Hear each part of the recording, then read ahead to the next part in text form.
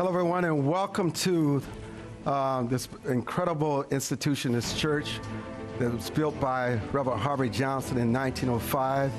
It's a revival Gothic. I mean, it's such a historic and precedent place in the city of Baltimore, where we come to you live with your voice, your future, and I'm your moderator, Armstrong Williams. They all talk about the crisis in education in Baltimore, but we don't want it to appear that we're just singling out Baltimore in our episode tonight. There's a crisis all across America, and hopefully tonight, from the people who gathered in the audience and those that we've invited on the panel, we can get more insights to how we can solve this problem, give a better chance to our kids for their future. And to put this in perspective for us, Fox 45, Chris Patch, went out and filed this report. Chris. Project Baltimore went knocking on doors, looking for families of former students at Augusta Fells Savage Institute in West Baltimore. Oh, you're a dad? Okay. Are you her mother? So you think he left the school system in 2017? Something like that, yes. Augusta Fells is a school in turmoil. In summer 2019, its principal and assistant principal were placed on administrative leave as city schools launched an internal investigation into staff misconduct and grading irregularities. The school failed at their job. They failed. Do not send your child to Augusta Fells. Project Baltimore spoke with former Augusta Fells families and obtained transcripts showing students at the school were failing or not even showing up and still being promoted to the next course level. And when she was living here, she wasn't going to school. I don't remember going to school, no. Now, Fox 45 News has this document from October 2019, which contains the names of 21 seniors at Augusta Fells. Sources tell us the school compiled the list of students who, while enrolled on paper, were not physically attending class. Some hadn't for years. They're known by educators as ghost students. In Maryland, schools receive funding per student. The more students enrolled, the more taxpayer dollars a school gets. And city schools gets nearly $16,000 per student every year. So the question is, did North Avenue receive taxpayer dollars for 21 students who were on the rolls of Augusta Fells, but were not actually attending the school?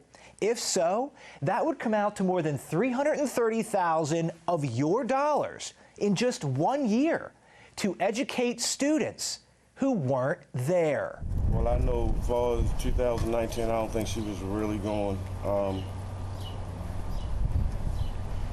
really none at all, to be honest. Fox 45 News redacted the names of the students, but this document shows 2 students enrolled at Augusta Fells in 2019 hadn't received a grade since the 2015-16 school year. 3 years prior, another 4 students enrolled in 2019 hadn't received grades since the 16-17 school year.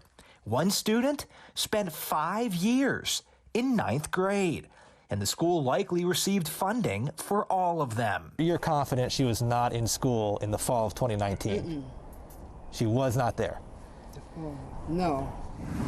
This student spent 5 years just in 12th grade. 1 student earned 44 credits in 7 years at the school. You only need 21 to graduate. So why keep the student on the roll? The document even says, explanation needed. And yet that student appeared to still be on the rolls, likely being funded. In 2019, Augusta Fells got $5.3 million from taxpayers to educate 434 students on paper, which would have included these seniors, where the recommendation for most all of them is to withdraw.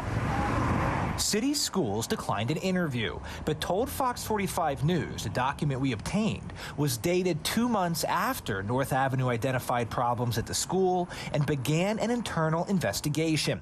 In a statement, city schools said in part, the investigation is reviewing how grades were awarded, enrollment and attendance activities, and credit recovery programs. The statement went on to say, North Avenue is working diligently to complete this complex investigation and will take actions to ensure accountability and transparency. Your neighbor, Tracy Hicks, did she move? Yes. Project Baltimore tried to track down Augusta Fells' former principal, Tracy Hicks, and former assistant principal, Joy Wasiga. I'm with Fox 45 News. We have our cameraman here. We're looking for Joy Wasiga. Neither will speak with us, but we had questions about these 21 seniors. We then sent an email to their supervisor, Jackie Hayden. She also declined to speak with us. So we attempted to speak with her at her home. What do you want? Hi, Miss Hayden? No, wrong address. Don't live here. Jackie Hayden doesn't live here? She does not live here. Can you tell me where she lives? What? Can you get off my property, please? We later received this email from Hayden. I am fully prepared to take legal action for trespassing and harassment should you come to my home or contact me. Baltimore City Schools receives funding from the city, the state, and the federal government. So if the school received money for GO students, it would have come from taxpayers in Baltimore, throughout Maryland, and all of America. I'm Chris Pabst, and this is Project Baltimore. And welcome back. And I just want everyone to know that we did extend an invitation to the Mayor, Brandon Scott, and the city officials and the superintendent, but they were unavailable, and that's why that chair sits there. It's empty for now. But we did invite the former mayor of Baltimore, Stephanie Rawlings-Blake, who will join us in a few minutes. But that empty chair represents those that we wanted to be here because this is an important issue, but they were unavailable. Dr. Carson, why are so many of our inner city schools plagued just by a bad education system? Well, the first thing I would say is a good education is a ticket to success. You can come from the worst environment, but you get a good education, you write your own ticket, and that's why it's such a tragedy when we have in place systems that don't provide a good education. Now, there are several reasons why that's the case, one of which is funding and the way that the schools are funded, largely through millage, and it has a lot to do with the income of the people who live in the area. That is exactly the wrong way to do it. All schools should be equal. Otherwise, you just perpetuate inferior education and inferior achievement in perpetuity. We certainly don't want that. And one of the things I would like for some of the public officials to start advocating for in terms of the infrastructure spending that's going on is instead of funding the schools through millage that's local, why not provide what's necessary in order to give the right kinds of facilities to all of our children and the right types of opportunities for all of our students? Because this is an investment in the future of our country. And every child that fails is very costly to our system, and everyone that succeeds provides a lot of boost to our system. And that's what we really have to start thinking about. Our investment in our future is our children. I don't want any child watching our broadcast to think that these kids cannot learn because they're black, they're inferior because they're black. I know that is a narrative when you look at the inner cities, because we've seen kids that can come from the worst of circumstances, and they thrive in any environment. So while people try to make this about race, where is the failings? I do know this. Early childhood education was critical to my success. Having two parents, and it's not always two parents. There are parents, grandparents that do an excellent job of educating their children. Even though they talk about $16,000 per child, that doesn't mean that's the actual amount of dollars that's going to that child's education. There's so many other administrative costs. What is it about these inner cities that is happening? Is it the parents? Is it the community? Is it the church? Is it the lack of resources? What is it that they all have in common? Well, all of those things play a part, but I can speak from my own experience. As a child who was not achieving in school, who was doing a very poor job in school, and we lived just on the side of the railroad tracks that divided white and black. So we lived just on the white side, so I went to a white elementary, junior high school.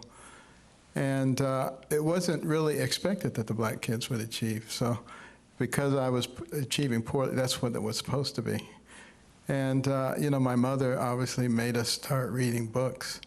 And, I went from the bottom of the class to the top of the class. And you want to talk about racism.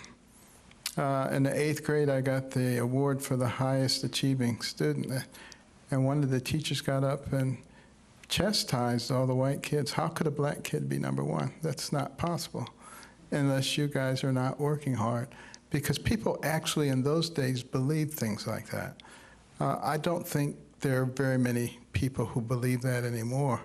But we still have a system where you don't provide the adequate resources for some of the students.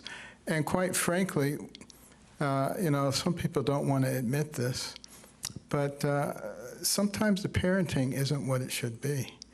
Not everybody has a mother like mine. In many cases, you have kids having kids, and you have people who are addicted to drugs. You have people who really have not maintained a strong relationship with their faith community. So you don't have those extended families and people who really are there with a lot of wisdom and with a helping hand. All of those things increase the pressure in that family. And a lot of times those kids are just trying to survive. And they're not thinking about how do I get an A in algebra. They're thinking about how do I live until the next day.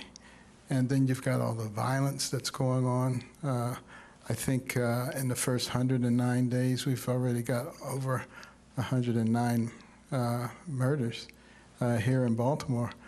That's daunting. And we have to start asking ourselves, what can we do about that? What can happen in our communities? So the healing in our families, and our communities, and our churches, which were the things, particularly in the black community, that allowed them to get through some of the most horrendous situations anybody's ever faced, through slavery and through Jim Crow and segregation and all these things. It was because there was a strong family structure. There were the collateral relationships that are developed through the faith community. Those things are not there anymore, and we need to work on trying to restore them. How is it possible, though, that a child can go through school and the parent don't realize within 4 years that the child is failing? You have a grade point average 0.13, and that's 62 out of 120. Is that an indictment of the school, of the parent, and you just pass this kid along? You're crippling that kid's self-worth, their self-esteem, and obviously statistics have shown where these kids probably will end up. I mean, it's almost criminal what they do to these kids before they ever get a chance at life. Well, I don't want to indict the whole school system. I mean, there are some teachers who try very hard, or at least sometimes they try very hard in the beginning. But what you get, if you're an excellent teacher, is more work to do. You don't to get any kind of reward, generally speaking. And, we really need to be thinking about that. Obviously, some of the administration in the school is inappropriate if you're passing people who have not achieved an appropriate standard. And that's, of course, why in Baltimore in particular, you have very few who graduate from high school who are proficient in math or who are proficient in any of the academic subjects because there's been the social promotions that are going on. And I think it would be very helpful for some of the sociologists to really study this issue because, many of the teachers and the administrators, they start out as, people who really feel inspired and that they have a real mission. And then over the course of time, working in a system that doesn't really reward that kind of thing, they start slacking off a little bit and maybe not spending as much time, caring about the students and what's happening to the students. I remember there was a teacher when I was in high school. You know, I started out in high school straight A student, but by the 10th grade I got caught up with the gangs and the other things. I wanted to be cool, and you know, my grades started plummeting. And one of the teachers, Miss Schoenberger, she was really on my case, and she just made it clear to me that she was going to kill me if I kept it up. So I got back on the right track. But you know, sometimes the teachers don't take that particular special interest in the child, and sometimes they don't have anybody at home who's taking a special interest in them, and then they have negative influences in the community. In the piece that we were just looking at, you saw where a lot of those students are ghost students. They don't even go to school. And many times those are people who are involved in gangs and drugs, and they become influencers. And if you don't have a strong family influence, it's very easy to get influenced by negative characters, and that's very problematic. You know, coming up is former Mayor Stephanie Rawlins Blake. You know, we take questions from the audience. If you have a question of Dr. Carson, we ask you not to be shy if you have a question of Dr. Carson. Dr. Carson, before we say goodbye to you and welcome the former mayor to Your Voice, Your Future, what is it, no matter what, because you talked about your own challenges, what absolutely works, no matter where that child may find themselves in the educational system? What are the ingredients that are necessary to ensure that success? Well, one of the things, in my opinion, is a relationship with God, and having a bigger picture and being able to fit yourself into that big picture and having real goals and objectives in your life. So important to create that in a young person. And then, you know, having the ability to achieve something and to be rewarded for it. A lot of times if a child works extremely hard and gets an achievement, but there's nobody to really pat him on the head and pat him on the back and really make him feel good and really affirm him about that achievement, they stop striving for that. And that's something that anybody can do. Anybody, even in the neighborhood, you know, if they know that that child is not getting affirmation, they can step in and become that person. And there are so many people who've achieved a lot in our society. If you ask them, they'll tell you there was that person. There was Mr. Jones. There was Mrs. Johnson. There were these people who were the ones who affirmed them and helped them and guided them and helped to give them wisdom along the way. That's such an important ingredient if a person is going to be successful. Dr. Carson, thank you so much for joining us here at Union Baptist Church. When we return, the pastor of this church, Reverend Al Hathaway, and former Mayor Stephanie Rawlins Blake will join us. I'm Armstrong Williams. Don't go away.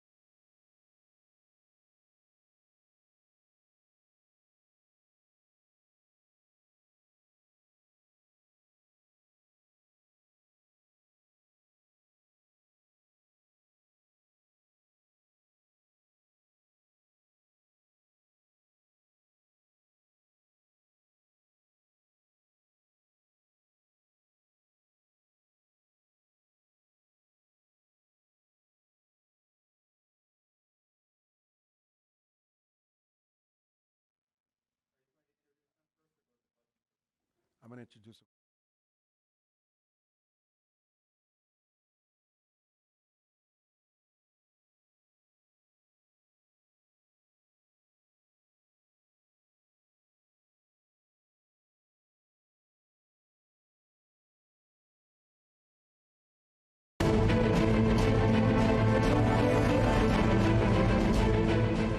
We're honored to have the former mayor of Baltimore, Stephanie Rawlings Blake, join us. Welcome, Mayor Blake.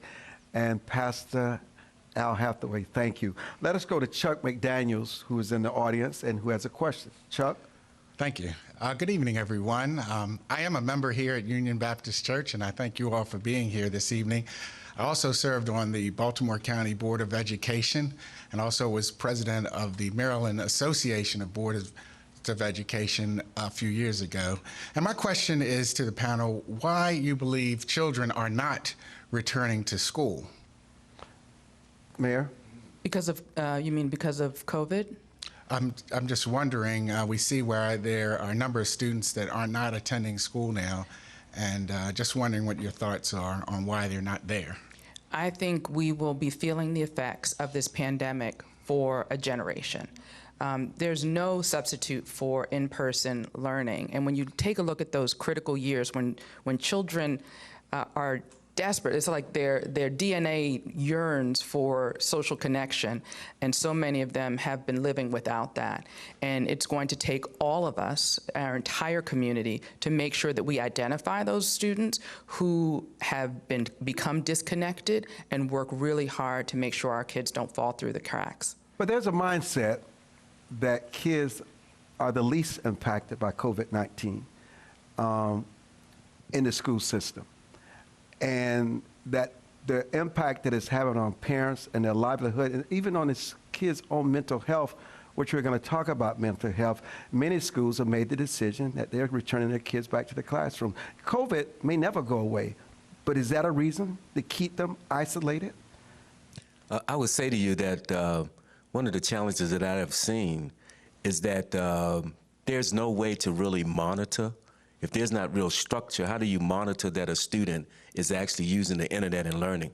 I've seen students that they're turning their monitors on, but they're doing other things. So, and what would be academic time is not being used in that manner. And so there's going to be a real problem. There is learning loss. Learning loss has occurred as a result of COVID.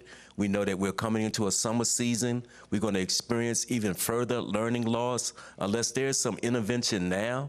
We are a fact, as I would agree with the mayor. We're going to lose a generation. We're going to lose students that now have developed habits that are not good learning habits. They've developed habits that are more leisure and more of a different ilk. And so I just shudder for our society now as we find that these young people, without any real direction now, will be not coming to school. I don't know how the school's going to recruit these students back to schools unless there are really some incentives to get them to come back. So Mayor, how do you, in the school system, who should be held accountable when a parent placed the trust of their child in that school system and the school system failed them? Is it the administrator, the superintendent? Is it the teacher? Where is the accountability and responsibility? Where do you draw the line? I think there is accountability and there's blame. I think we have to hold the school administration accountable, but I think we have to do more than just look to assign blame. We need to figure out what we can do to be a part of the solution. We can point out, who, we can find the antagonist. We can find the person who, we want to put a big bullseye around and make them the target, but that doesn't help our children.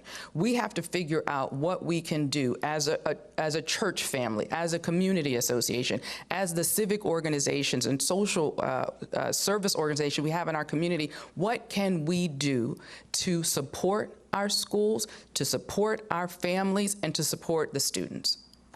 So, thank you for asking your question. Anybody else that has a question, feel free to ask. So, Pastor, back to the school system. When you think about education, all parents want is for their children to have a better life than they've had. That's all a parent wants. It's a very simple contract.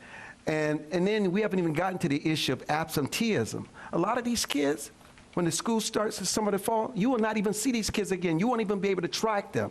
And then we saw in the package about the ghost stories. Some of these kids don't even exist, but the administrator, somebody is still being paid for this head count. It seems as though we spend this massive amount of dollars in these inner cities with these black kids and very little to show for it. What about school choice? Why can't a parent, if the school system is not working for it, why they can't have a choice to take that kid somewhere else? You know, one of the things that we've found, and I do commend our Upton Planning Committee and the persons of Upton community, we recognize we have here from University of Maryland School of Social Work, we recognize that there was a charter school here that was managed by a firm from New York. And what we realized was that that was not producing the outcomes. So we created a community-based charter school, took over that school, and that school having tremendous outcomes. There's three factors that we need to realize when you talk about a student being able to overcome a situation. First is you have to have an extended family network. So you're going to find here persons from Thread and from Project Numa that build a blanket around the students. The church does it well. You've got to have a community-based school, where school is a true integral part of the community. We do it well here with Parmans Heights. And then you have to have a relationship with a faith-based institution. One of the things about Union Baptist Church and many of the churches in our community is that they have vacation Bible schools, or they have summer learning, or they have after-school experiences. Those experiences will need to be integrated into an understanding of the school system so that we make certain that those students that should not experience learning loss, but because they're connected with some institution in their community. Can I add a little bit to that? So the issue of school choice, I think it's important to take a look at where we've been successful. There are places, just like Reverend Hathaway said, with the charter schools, there are places where the answer to everyone's problems is we need more charter schools. Well, we know that there are successful charter schools and there are unsuccessful charter schools. The answer is, well, why not school choice? Well, we know where there are places where there's school choice, there's still children that fall through the cracks. There's still children who are not receiving the quality education that we think they deserve. So I don't think there is a one-size fits all, or that that there's one solution to this. The pastor's right. We need to all get engaged. The community needs to be a part of these solutions and stop looking for the silver bullet to fix all of the problems with education. What can teachers' unions do? Take a look at themselves. I always believe that an unexamined life, like an unexamined political philosophy, is not worth leading and following. Just because something worked well 20 or 30 years ago doesn't mean it cannot be tweaked to work better today. What can teachers' unions do to make sure that the educational experience for children and their parents are better going forward? I think we do teachers a disservice, I think, by demonizing them and teachers' unions. From my experience, I didn't demonize. No. I just asked the question. No, I'm sorry. Okay. I'm not accusing you of doing that. All right. I'm saying when that is done, we're doing them a disservice. And I say that because my experience with teachers is they're doing a job that I could not do, that so many people do not want to do, but it's essential for the future of our country, that we educate our kids, and we have teachers that want to do that. And in Baltimore, when I negotiated with the Baltimore's Teachers Union, they wanted to put accountability measures in place where teachers were held accountable for the outcomes in their classrooms. They wanted to work to find ways to make it a more constructive environment, and I don't think often that they're given the credit for the work that they are willing to do. Identify yourself and ask your question. Yes, my name is Rod Hudson. I'm pastor of Metropolitan and Amesmore United Methodist Church, member of ACT Now.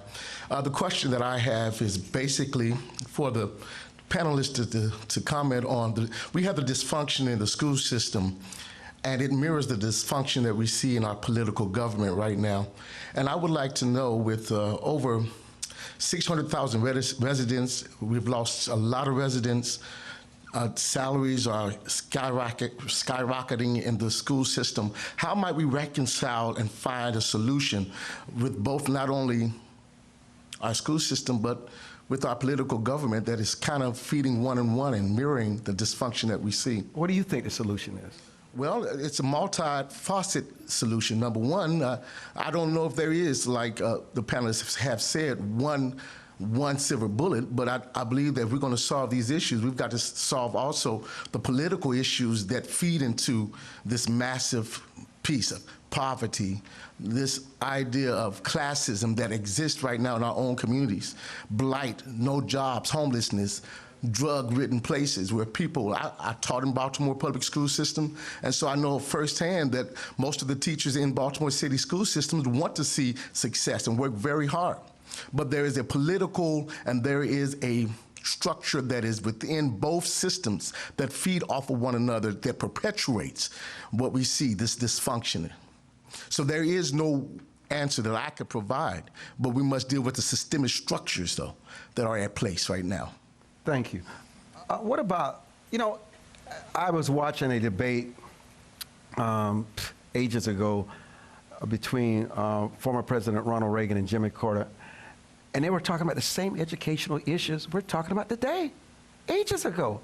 I mean, we are created in God's image, the most intelligent beings on the planet. It seems to me that we should have made substantial more progress on this issue. It is not as if it's getting better. Mayor Blake, I mean, what gives you hope? What gives me hope is that I'm willing to recognize that we have challenges and we have successes. And I am not daunted by the challenges, and I think that we should hold up the successes. Every school isn't a failure. Every teacher isn't a failure. Every student isn't a failure. We have challenges, and our community needs to rise to meet those challenges. And I have hope, because we have seen better, that we can have a better school system. Look around you.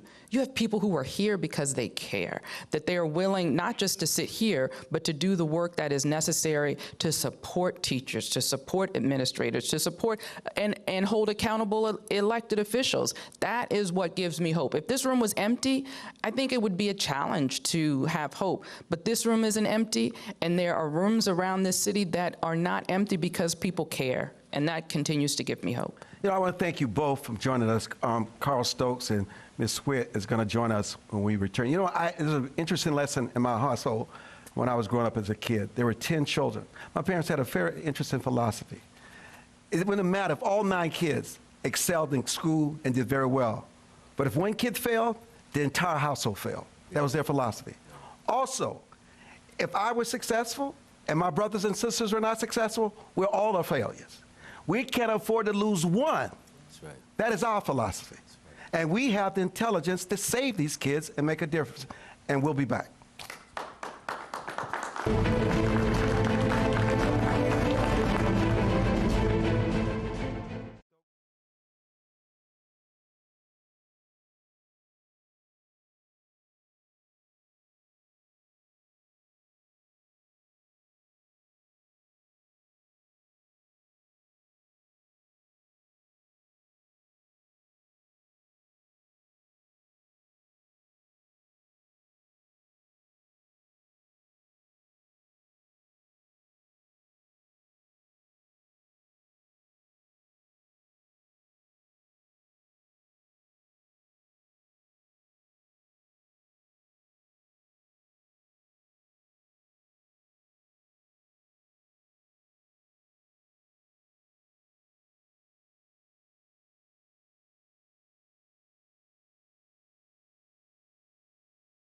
And Theroux.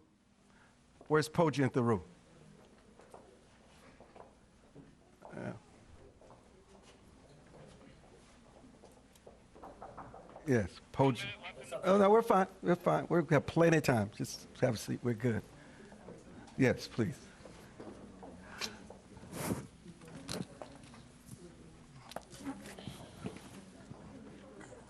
Aideen, in the last segment, I just want to go to the audience.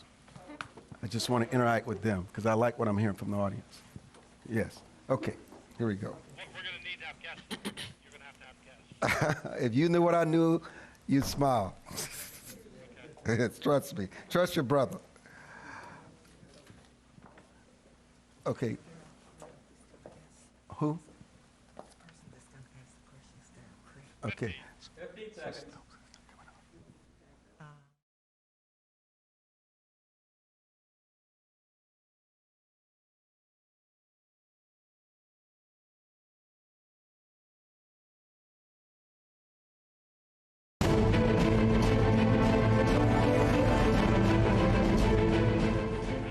So Tharu Veerawaji is joining us now.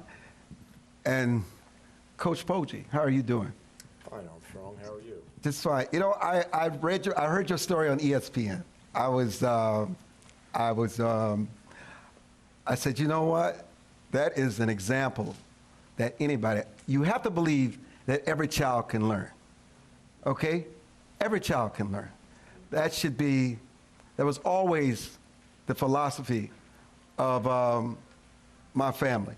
Talk about what you've been able to do and what you've learned from it, and particularly in the context of this conversation you're hearing today. Well, I was a kid that was... Talking to your mic. I get a lot of this from my own experience. You know, I was a kid that was not a great student, was troubled, and my family's right down the street at Exeter and Fawn Street is where we're from. But what I know is this, not to disagree with anybody that's been here, because I respect all their opinions, but we have to do better. And I believe, I tell my coaches at St. Francis, we might be coaching the cure for cancer. We might be coaching a kid that's absolutely brilliant. We might be coaching the next Ben Carson. And when I think in those terms, I think that anything other than giving a child in this city a complete chance to excel intellectually is not only negligent, but bordering on malfeasance. Talk about your success story, what you've been able to do. Well, I've been blessed. I was able to overcome, not a great academic career, and I've been in business and been able to, by the grace of God and many blessings, I've done okay. My wife and I have decided to take those blessings and pour them back into education, because we believe, after faith and family, that education really is the playing field leveler. And so we give a number of scholarships around the city to private schools for kids. And we are heavily involved in St. Francis Academy now, which is a very poor school, a school that has not a lot of resources. And what we're seeing there is an incredible success story. Talk about the success story. Well, 98.6% of our kids are accepted to college, and which is amazing. And over the last 3 years, that's an average over the last 3 years. So our kids can learn. Our kids are bright. I tell our coaches, our kids are actually brilliant, because I think to overcome what they have to overcome every day, and then study, and then get accepted into 4- and 2-year colleges at that kind of rate, these are brilliant kids. Let's unlock this unbelievable potential for them. And so we're seeing incredible things from our kids, and it's costing us about $10,800 to educate a kid in the 2020-21 year. And for that money, we have outstanding results. You got to talk about what you're actually doing that is so different. People want to know. It's not just sound bites. What are you doing with these kids, inner city kids that have been given up on, but you've given 98%, 94%, that's incredible. What are you doing? Well, it's not me. I'm the football coach, but the faculty's outstanding, and these are people that work, Armstrong. They're not 8:15 to 3 o'clock people. Okay. These are people who are lifers. They are there for these kids for excessive tutoring, mentoring. Classrooms are open all the time. If you're not doing well in an assignment, you come in, and these teachers are constantly there to see you. Anyone can enter our software program, any parent, any teacher, any student, and see exactly a snapshot at any time where that kid is academically. So if you do that, if you let parents do that, you let faculty do that, you let students do that, you know where they are, you can apply resources like tutoring, academic counselors and coordinators to problems when they arise, right when they arise. And so it is an intensive, it's a marathon, not a sprint. And what we find is that when you apply that kind of tutoring, that kind of access to faculty members, that kind of dedication from these faculty members, these kids are excelling. It's not me. It's not, I wish it was some formula I came up with. And these are the kind of kids that we read all the time about, Oh, yeah, you hear about. Yeah, these are the kids that when I go to some dinner party out where I live in Ruxton, some knucklehead says to me, you know, why are all the jails full and why are the kids not doing well? And my response is, these kids are brilliant and you should see what they do with a little bit of chance that they get. Just a little bit. Just a little bit. Identify yourself with your question. My name is Darrell Cribb. I am the president of Upton Planning Committee here in this community that the Reverend Al referenced. I'm from Boston, Massachusetts, and when I grew up and went to school, from elementary school to high school, I was the only African American in my class, and everything I touched, no other student in the school touched. So I grew up in that atmosphere, and I came to Baltimore. I went to Morgan. I became a special ed teacher here. I taught for a couple of years, and I did not get the support I needed. You know, it took me over 6 months just to get a paraprofessional in the class. I had a self-contained class with 15 students in it, special ed students, mind you, first, second, third, and fourth grade, and I was in there by myself. But I made it through the first 2 years. I say this to say this, that teachers really need help. There needs to be more support in the classrooms. You know, and I came up here with the question is, what is really at risk? Because I said if we got the COVID-19 and we came up with a vaccination within 6 months to a year, why can't we come up with a vaccination for this education piece we're talking about? You know, United States has had war on drugs, had war on this, war on that, and we lost all the wars because we didn't plan correctly, and we didn't do a lot of things correctly, but we are the solution, and we have the answers, and it's usually in the persons that are not here. We're always inviting those who we think have the answers, and they're not. People who really have the answers, solutions, are not here. I'm just saying, if we really want the answers and the solutions, we have them. We just have to implement them, because we got the vaccination for COVID-19 within 6 months. Why can't we get the answer for education within the next 6 months? And that's all I had to say. And you said it well, thank you. Why is it that politicians seems to exacerbate these issues, never make them better? Why? I mean, I think there's two parts. One is that they refuse to take responsibility. There is often a culture where they point fingers. They blame the school system, they blame the criminal system, they blame Annapolis and DC. They don't take responsibility that this is their job. There's also a culture of low expectations in this city. You know, there's 84 counselors for 80,000 kids in Baltimore City. You're supposed to have one counselor for every 250 kids. We have one for every 1,000. You know, Biff School is an incredible positive story. It's not unique, but it is rare. There are very few examples of that. A couple years ago, the federal government graded all of the schools across the country. Maryland had over 200 plus five-star schools, great schools. In Baltimore City, there were only 3. Only one of them was an elementary school, Hampstead Hill Elementary School. It was diverse, socioeconomically, racially diverse. It had union teachers. It was also a charter school where it had a great principal and great teachers and high expectations. Until we change that, what is happening right now is absolutely unacceptable, and there are people to blame, there are people that are responsible, nothing will ever change. You know, I can't thank you enough for your program, because we need examples that no matter what, these kids are learning. If they get the proper resources, the teachers are committed, and these kids can thrive. We're going to say goodbye to you, because Mr. Stokes is going to join us when we come back, because I didn't hear much from him, so I want to give him his due when we come back. So this is your voice, your future. I'm Armstrong Williams. We'll be back.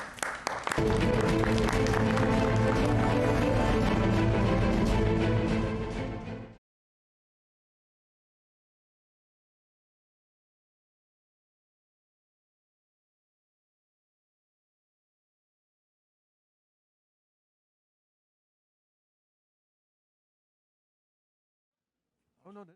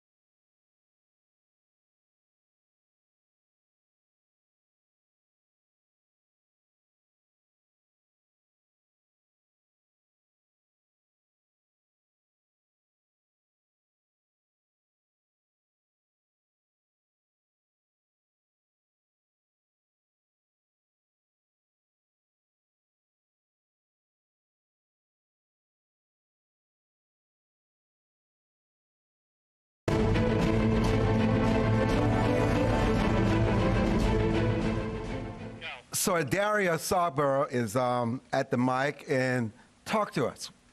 So I've spent about over a decade in community colleges working as a retention specialist. And so one of the issues that we have facing community colleges is that students come in and test into remedial education, meaning they are not college ready. So what can we do in K through 12 education to ensure that students are prepared for college once they graduate from high school? Carl Stokes. Yes. So what is happening, and Thank you. I want to be positive. I don't want to be another part of a program that doesn't really come with solutions. I started a couple of schools. And when I started these schools, most of the kids who came to us were 4 or 5 grades below proficiency when they walked in. And we said, in 3 years, everybody will be proficient, will be. And people said to us, you're stupid, you're a fool. You can't beat their homes, their parents, their neighborhoods. And we did. So here's why. And there are 25 to 30 really good schools, public schools in Baltimore City out of 170, but they are there. And St. Francis Academy takes students who have been thrown out of the public schools. Why do they work?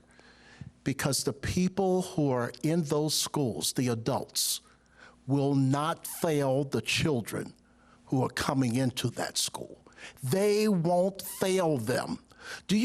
Maybe you don't remember, I hardly remember, when black kids could only go to black schools. But not only that, but black teachers and administrators could only teach in black schools.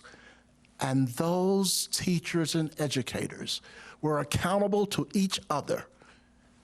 They weren't going to fail those black kids in that school. We have to hold people accountable and responsible. If we say everybody is responsible, nobody's responsible. Armstrong, can I add one thing to that? Because Carl doesn't share with you some of the key features of his school. One of the key features was that it was year-round instruction. One of the key features is that it was an all-boys school. Here in Baltimore City, if you believe in single-sex education for your child, if you can afford to send them to Boys Latin or Gilman, you can get it. But if you want that option in the public school system, Carl's school was the only option, one of 2 options in the entire city. So there are some features of the success stories that we can look at. You know, the great question from the audience was about people not being ready for college.